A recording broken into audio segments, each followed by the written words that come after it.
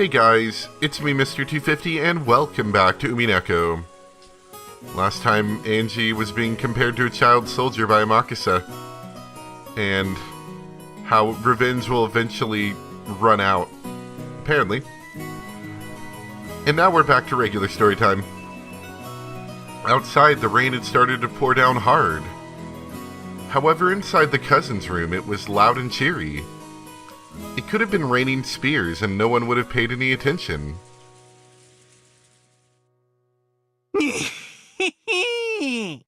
Ore, full house! Down! うわ、ブラフじゃなかったか。The cousins were all bursting with energy, sitting in a circle on the bed. バトラがでかく張るときは役なしのことが多いと思ってたんだがな。そう思わせるためにここまで負けてきたんだぜ。最後に勝つために負けを布石する男、後ろ宮バトラ。おお、バトラすごい、バトラすごい。マリア、またコインなくなっちゃった。私のコインを分けてやるよ。一緒にバトラをぶっ潰そうぜ。With just a deck of cards, the cousins could enjoy themselves for many hours. They were so engrossed that the occasional thunderbolt hardly even registered as static in the background. そろそろお腹が空いたね。夕食はまだかな。そう、そろそろじゃないかな。今夜はゴーダさんたちずいぶん張り切ってたな。ってことは随分と期待できそうだぜ。俺の6年ぶりの再会を祝してかな。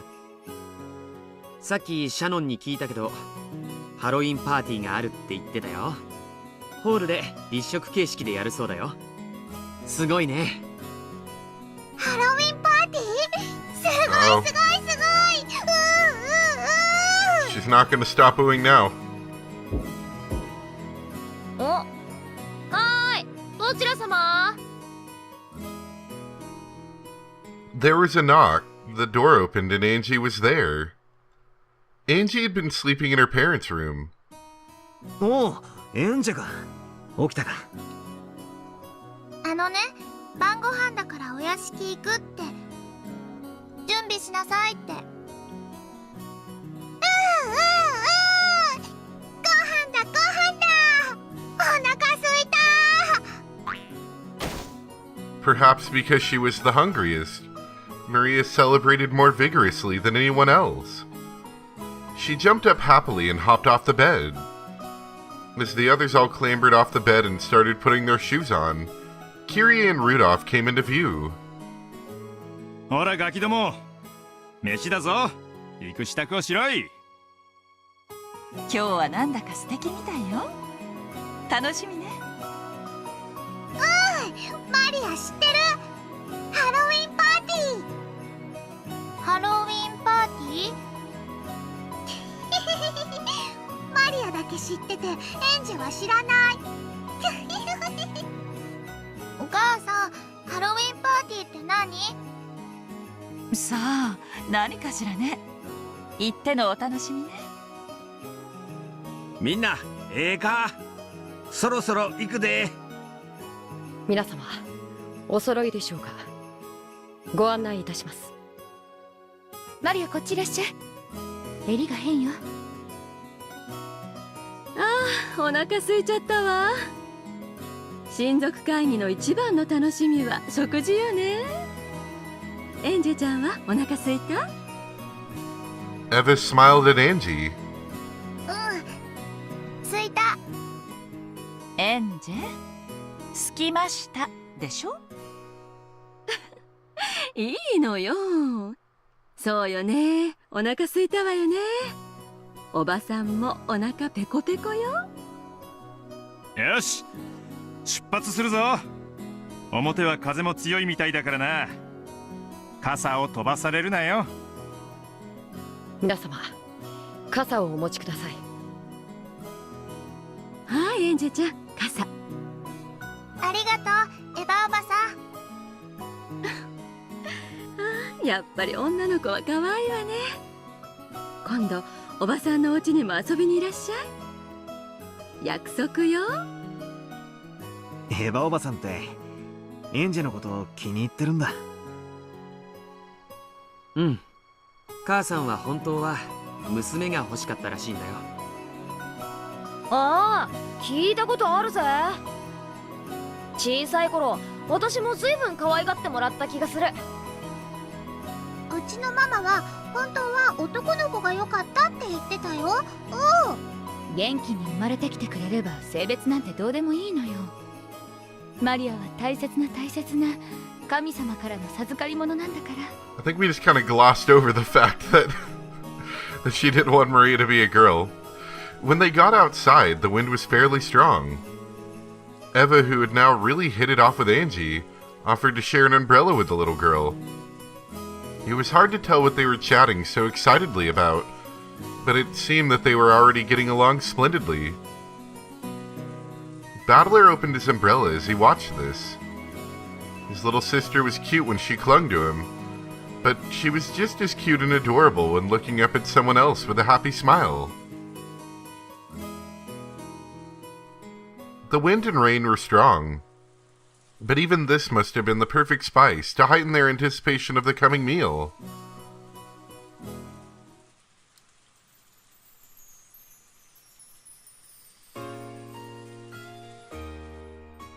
And nobody died. The end. Oh, wow, it really is a Halloween party. They decorated the whole mansion. Thanks to some festive decorations, the main hall had been remade into the scene of a Halloween party. The Ushirimiya family always took meals in the dining hall. This was the first time they'd ever seen a buffet-styled party set up in the main hall. Yo, バトラー。おー、マリア。久しぶりであるな。ハッピーハロウィーン。トリックオアトリート。お菓子はあるが今はやらぬぞ。食事の前であるからな。ありがとうベアトリーチェさん。相変わらずお美しいわね。ローザこそ子持ちとは思えんぞ。お前少し出来上がってねえか。耳が少し赤いぞ。ん？あの後ちょいとそのだな。金蔵が珍しい酒を手に入れたというのでな。まあそのちょびっとだ。食事の前のお菓子は自重するのに飲酒は自重しねえんだな。失礼いたします。ベアトリーチェ様、親方様がお呼びでございます。I saw Kinzo beckoning from over by the portrait. やれやれ、セレモニーとは金蔵も形式にこだわる男よ。例の黄金の返還式うんぬんってことなんだろ。後宮家にとっては一つの大きな節目なんだ。付き合ってやれよ。It really is very relaxed feeling, isn't it? I've been thinking about it some more, and it feels like very, very relaxed. Compared to random deaths and then, no time to think about it. Everything's very calm and you have time to think about things. I don't know, maybe it's just because I'm going a little bit slower than usual. ちと寂しい気持ちもあるがな。後宮家顧問錬金術師であることはこれからも変わらねえさ。であるな。ではちょっと行ってくる。後ほどな。源氏の話によると今日のパーティーちょっとした趣向があるらしいぞ。楽しみにしておれ。用意したのはお前じゃないだろうか。いちいち細かい男よ。では後ほどな。お兄ちゃん、今日は何かあるの？何か特別な日？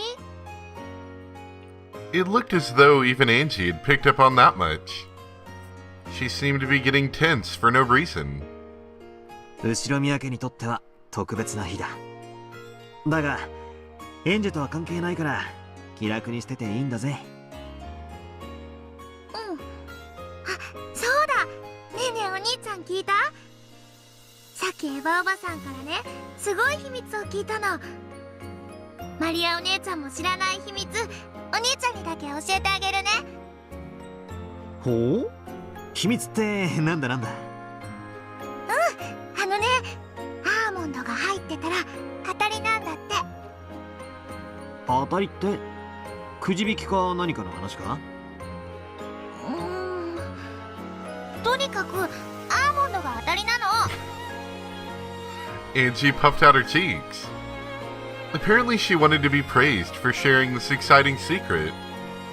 But just knowing that almonds win doesn't really explain much. わかったわかった。大切な秘密を教えてくれてありがとうな。お兄ちゃん嫌い。せっかく秘密を教えてあげたのに。Angie, her cheeks still puffed out, headed back to where Eva Obasan was. They really are getting along well. Well, I guess I have no problem if it's her aunt.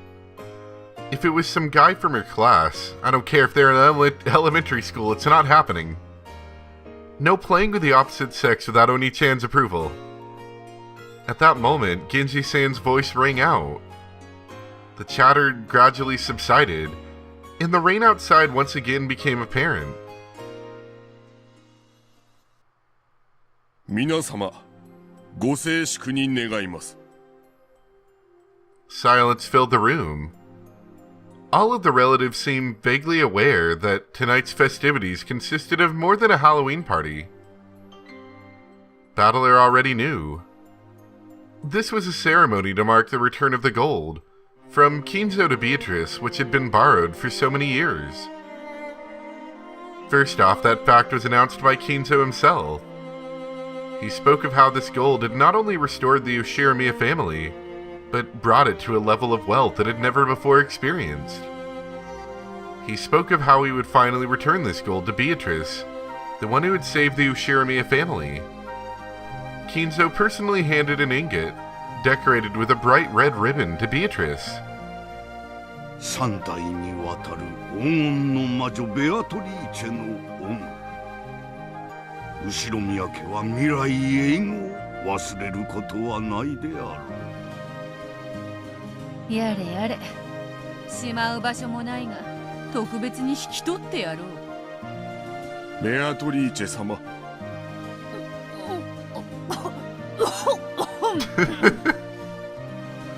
Hard to imagine that Beto taking Genji's warnings so seriously. I couldn't help but laugh.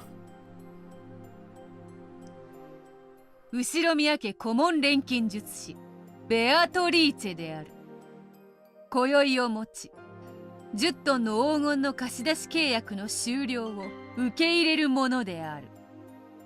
我が祖母の代より数十年、片翼をもがれたわしは再び飛翔の時を迎えた。わらわはそれを見守り、子々孫々までの未来永劫の繁栄を心より祈るものである。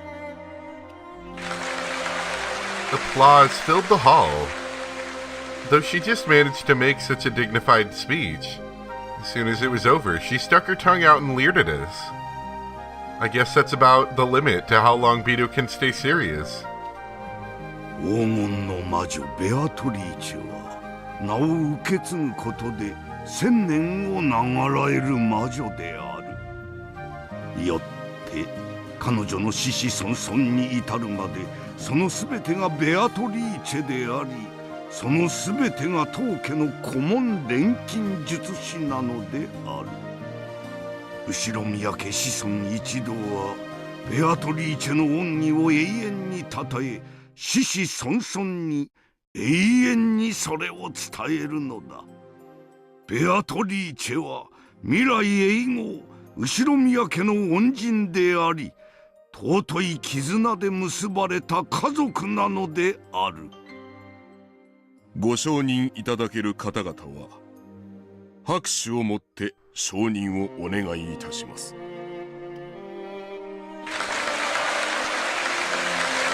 Very loud applause from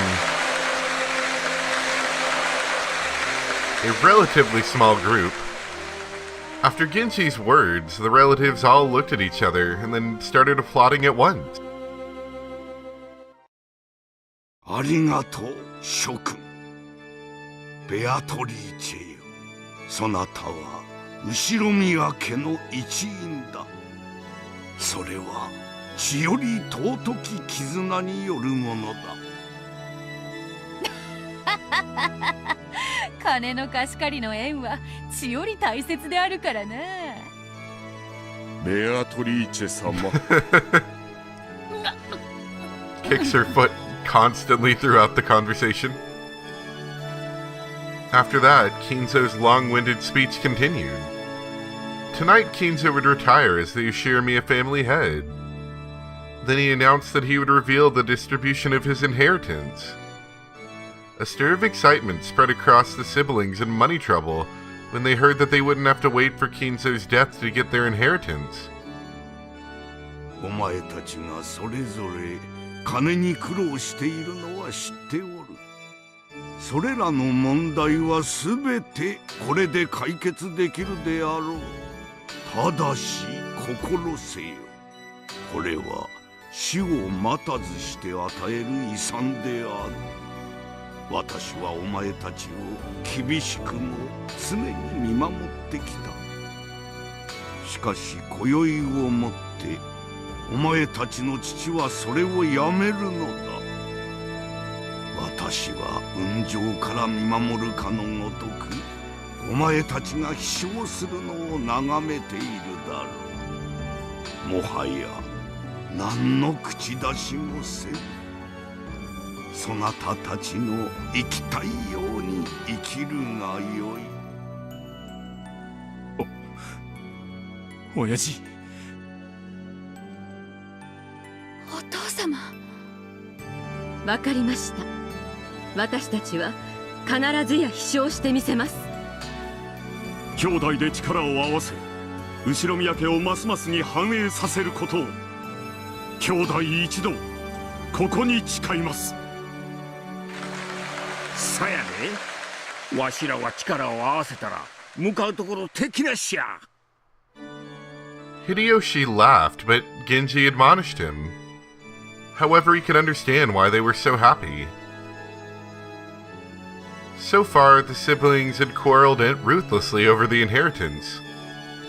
However, this evening, the inheritance had been neatly split apart, and they no longer had any need to scheme for money.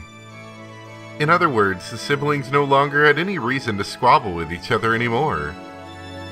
On the contrary, this was a time for them to join hands and help each other become more and more prosperous. Eva and Rosa were sniffling, with tears in their eyes. And so was Rudolph. Perhaps now, even at their ages, they had finally left the nest. Tonight, the eagles of the Ushirimiya family would leave Rokenjima, the nest weaved from the witch's magic, and go their separate ways, with their own power and determination. It made Kinzo think, if only I had done this from the start. If he had settled the inheritance problem himself, there would have been no need for his children to quarrel at all. Instead, he had acted in a sullen manner and left the problem to them, which had resulted in their strained relationships to each other. Yes, it was all his responsibility. And now the intertwining bonds had been released. It was as though an invisible rope had wrapped around Kinzo's body. That rope was now gone, and he felt a sense of release he hadn't experienced for many years.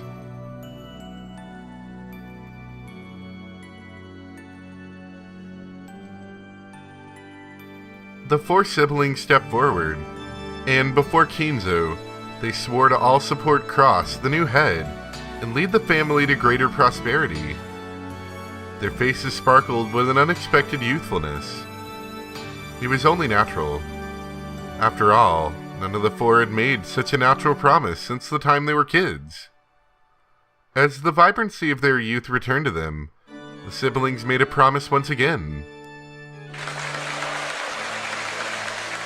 When Cross finished his announcement, a friendly applause filled the hall. The cousins, and the servants too, joined in on the applause that continued on and on. Angie watched this dumbfounded. The four siblings were supposed to have quarreled with each other constantly since they were kids. And they were supposed to have pointlessly locked swords with Kinzo's inheritance as their goal, their worries over money spurring them on.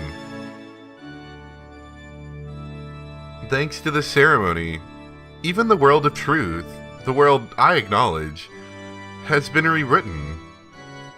Were they actually friendly towards each other, or did they quarrel all the time like I believe? It doesn't matter. Either way, right here, right now, all of those problems have been resolved. I mustn't believe. This is just Oni-chan's farce. Even though I knew that fact, when I watched Dad and the others hugging each other with teary smiles on their faces, I couldn't help but feel something warm welling up in my eyes. 信じないわ。これも全部お兄ちゃんの茶番なんでしょ。お前は何を見たら聞いたら信じることができるんだ。赤で赤き真実で言ってくれたら。赤で言えなければ全ては嘘なのか。 Up until now, it's been treated that way. 信じない。私はこんなの。 Angie looked at the floor and fell silent.